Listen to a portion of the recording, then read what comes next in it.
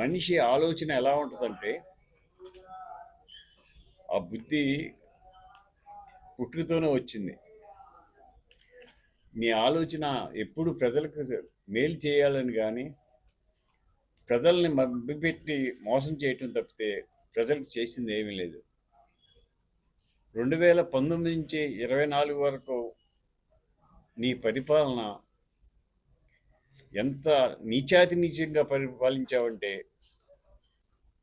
సొంత చిన్నాన్నని మర్డర్ చేయించావు, అమ్మని పంపేశావు, చెల్లిని పంపేశావు.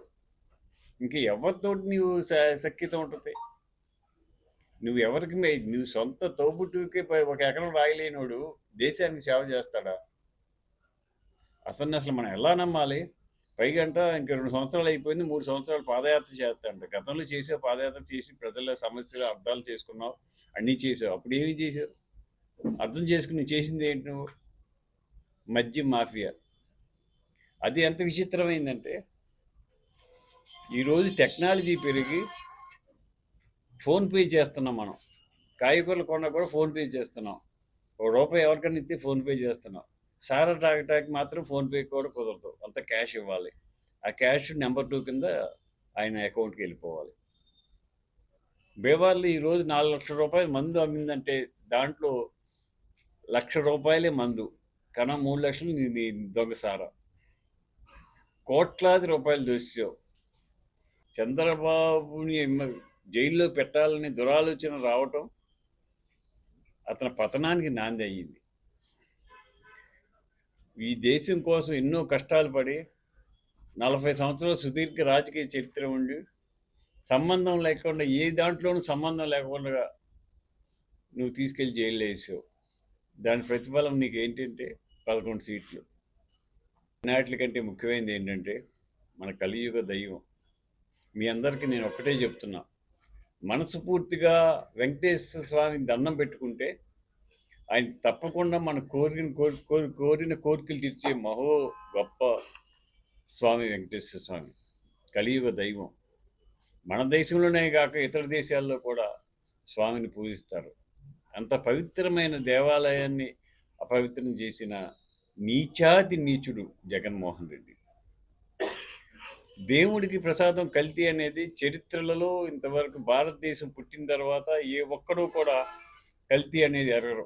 దేవుడి ప్రసాదంలో ఇంట్లో వండుకున్న ప్రసాదం కూడా పవిత్రంగా దేవుడి దగ్గర పెట్టి దాన్ని కళ్ళకు అద్దుకుని భుజింతాం. అంత పవిత్రమైన లడ్డూని నువ్వు కల్తీ చేయించడానికి సాహసపడ్డావంటే నీ నీచ ప్రవృత్తి ఎలా ఉందో అర్థమవుతుంది.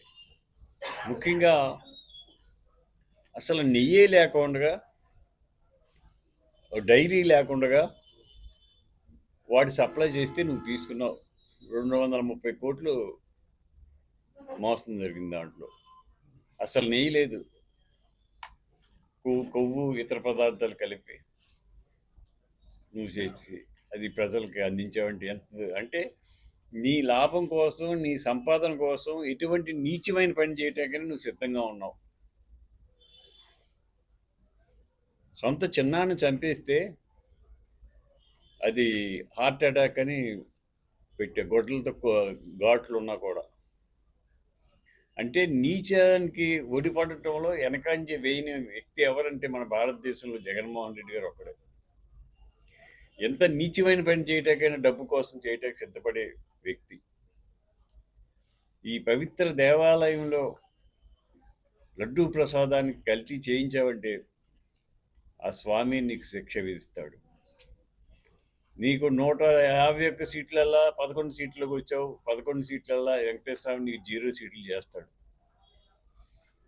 నీ చరిత్ర అయిపోయింది. కానీ అయిపోయినా రఫ్ ఆడతా అని పిచ్చ మాటలు మాట్లాడుతున్నా. ఏం మాట్లాడుతున్నా? ఏంటి రఫ్ ఆడేది? నువ్వు చూసేది ఇంకా ఈయనంట మళ్ళీ అధికారంలోకి వస్తాడంట, జనాన్ని రఫ్ ఆడతాడంట. రఫ్ ఆడతాం కాదు, అసలు నీ బతుకు ఏంటో చూసుకో. నీ బతుకు ఏ పరిస్థితి దిగజారిందో చూసుకో. ప్రజలందరూ నమ్మి, నీ పాదయాత్ర నమ్మి 151 సీట్లు ఇస్తే ప్రజలను మోసం చేసిన వ్యక్తి నువ్వు. అటువంటి జగన్మోహన్ రెడ్డి ఈ పవిత్ర దేవాలయాన్ని అపవిత్రత చేసిన ఘనత భారతదేశ చరిత్రలో ఎక్కడా ఉండదు. ఒక్క జగన్మోహన్ రెడ్డి గారి హిస్టరీలోనే ఇది జరిగింది. ఇకపోతే ఆయనకున్న అనుచరులు జోగి రమేష్ గారు, అంబటి రాంబాబు గారు, వాడు ఎలా మాట్లాడుతున్నారంటే మనం చెప్పలేని పదజాలంతో బూతులు మాట్లాడుతున్నారు. అసలు రాజకీయ నాయకుడు మాట్లాడవలసిన విధానం అదేనా? మనం శత్రువుని కూడా మిత్రుడిని కూడా గౌరవిస్తాం, గౌరవంగా మాట్లాడతాం. అగౌరవం అనేది జనసేన పార్టీలో కానీ ఎన్డీఏ కూటమిలో కానీ లేదు.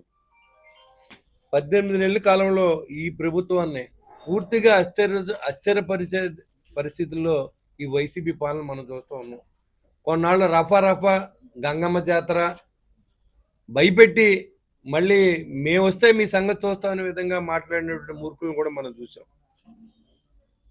ఎన్డీడీబీ అనే ఒక సంస్థ నివేదికలో జంతు కొవ్వుతో కలిసిందని నివేదికిస్తే దాన్ని ఎంక్వైరీ చేసిన తర్వాత కూడా అసలు నెయ్యి లేదు, పాలు లేవు, డైరీ లేదు. కొన్ని కంపెనీలకి దాంట్లో కంపెనీలు ఎలిజిబిలిటీ ఇచ్చి ఆ కంపెనీలతో 60 లక్షల లీటర్ల నెయ్యిని 233 కోట్ల విలువైన ధనాన్ని వెంకటేశ్వర డబ్బుని దోచారన్న విషయాన్ని ఇవాళ సిట్టి చెప్తే అదిగో నెయ్యి కలవలేదు కదా మమ్మల్ని అన్నారని చెప్పుకుంటే సిగ్గులేదా అని అడుగుతున్నా మీ అందరికీ. అసలు నెయ్యి కలవడం ఏంటి? అసలు వెంకటేశ్వర స్వామి ఇచ్చే ప్రసాదంలో కల్తీ కలపడం ఏంటి? అసలు కల్తీ అన్న సహజం అని సకల శాఖ మంత్రి సజ్జల రామకృష్ణారెడ్డి మాట్లాడుతున్నారు. లోతైన విచారణ జరిపించమంటే అంతకుముందు దానికి ఏమి సంబంధం లేదని చెప్తా ఉన్నారు. జంతుగోవు కలిసిందా లేదనేది నిర్ధారణ చేయడానికి మరికొన్ని సంస్థలు కూడా ఇవాళ ఇవ్వడం జరిగింది. జంతువులు కొవ్వే కాదు, మానవ ప్రాణాన్ని వాళ్ళకి ఎంటుకు ముక్క కింద భావించేటువంటి ప్రభుత్వం వైసీపీ ప్రభుత్వం. దానికి చాలా ఉదాహరణలు ఉన్నాయి.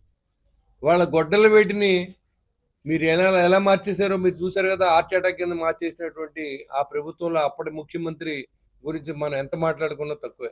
వాళ్ళ జంగారెడ్డిగూడలో కల్తీ కలిసి ఎన్ని ప్రాణాలు పోయినాయో మీకు తెలుసు. ఇలాంటి కల్తీలు కలిపితే దీంట్లో కెమికల్స్ కలిపి ప్రజలకు ప్రాణాన్ని హాని కూడా లేకుండా మీరు కల్తీ చేసి నెయ్యి ఇస్తే దానివల్ల ప్రాణాలు పోయిన వాళ్ళు ఎవరో మీకు చెప్పుకుని ఉండరు. ప్రసాదం తిని పోయినప్పుడు కూడా హార్ట్ అటాక్ అని ఇంకోటని అనుకుని ఉండొచ్చు. మీకు ప్రాణం అంటే విలువ లేదు.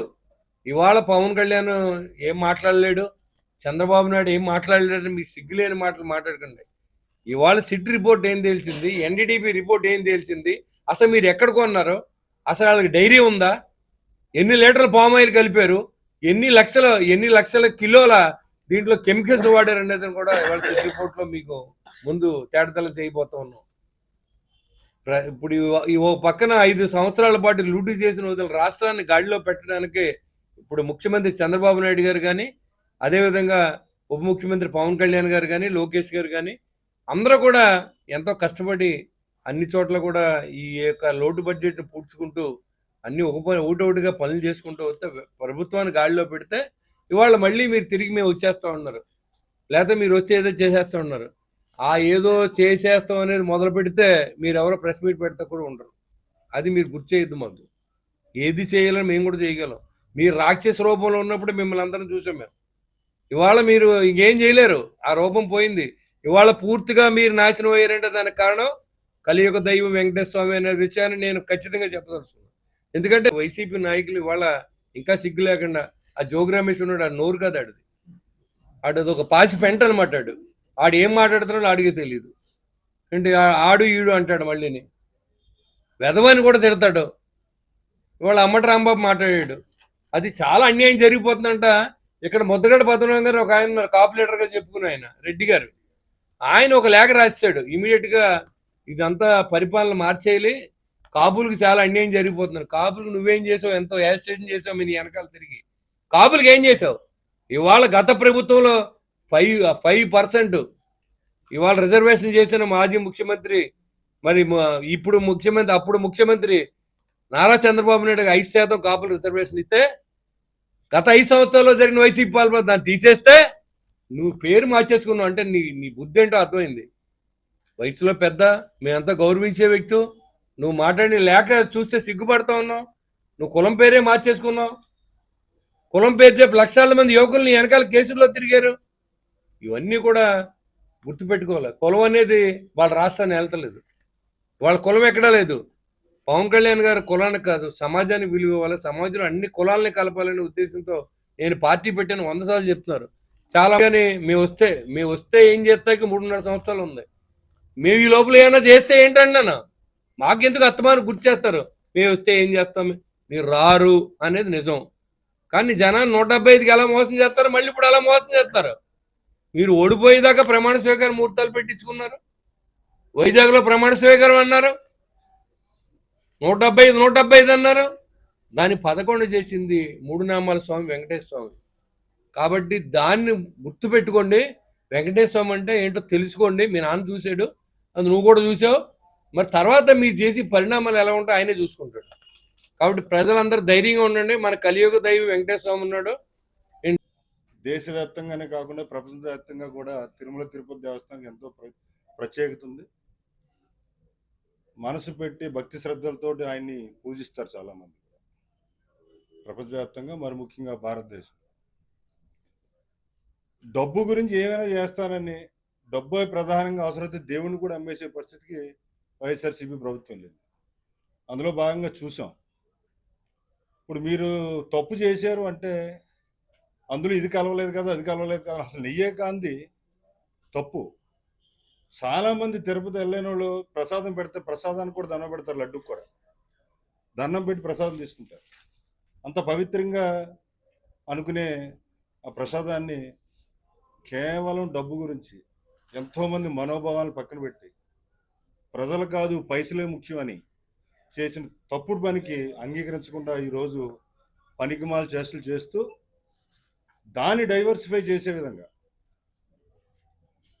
వైఎస్ఆర్సీపీ నాయకులు కావాలని బూతులు తిట్టి ప్రజలను రెచ్చగొట్టి దీన్ని డైవర్సిఫై చేయాలని అనుకుంటున్నారు.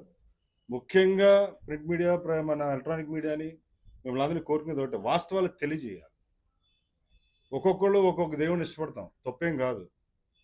మన నచ్చిన మతాన్ని మనం పూజిస్తూ ఇతరులను 100% గౌరవించి పూజించాల్సిన బాధ్యత ప్రతి ఒక్క మానవుడికి భారతదేశంలో ఉంది. ఆ మనోభావాలను పక్కన పెట్టి మరి చెబితే సిగ్గుచేటు, మనం లేకపోయినా దేవుడు ఉన్నాడని అని నిరూపించాడు. ఇప్పటికైనా కళ్ళు తెరవాలి జగన్మోహన్ రెడ్డి.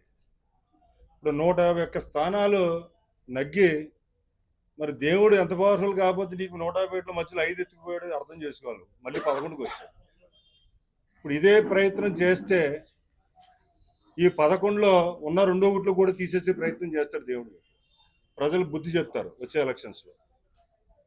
68 లక్షల కేజీలు కల్తీ నెయ్యి, ఇందులో 66 లక్షలు సుమారు పామాయిల్ అయితే 2 లక్షల కెమికల్స్ వాడి నెయ్యి తయారు చేసి 20 కోట్ల లడ్డూలు పంపిణీ చేసి ప్రజల్ని చాలా ఇబ్బంది పెట్టారు. ఏదైతే మన దేవదేవుడు ఆ కలియుగ దైవం ఆ వెంకటేశ్వర స్వామి లడ్డూ ప్రసాదంలోనే కల్తీ జరిగి, అదంటే గత ప్రభుత్వంలో అందరం కూడా ఎవరైతే మన భక్తులు మనోభావాలు దెబ్బతినేటట్టు అందరూ కూడా చెప్తా ఉంటే ఎక్కడ పట్టించుకోకుండా వాళ్ళు చేసింది కూటమి ప్రభుత్వం రాగానే మనకి దాన్ని ఎంక్వైరీ చేసి దాన్ని ఎన్డీవీ ద్వారా జంతు కొవ్వు కలిసిందనే నిర్ధారణ చేసిన తర్వాత మా జనసేన పార్టీ అధ్యక్షుడు పవన్ కళ్యాణ్ గారు కూడా దాని గురించి ఆధారాలతో మాట్లాడటం జరిగింది.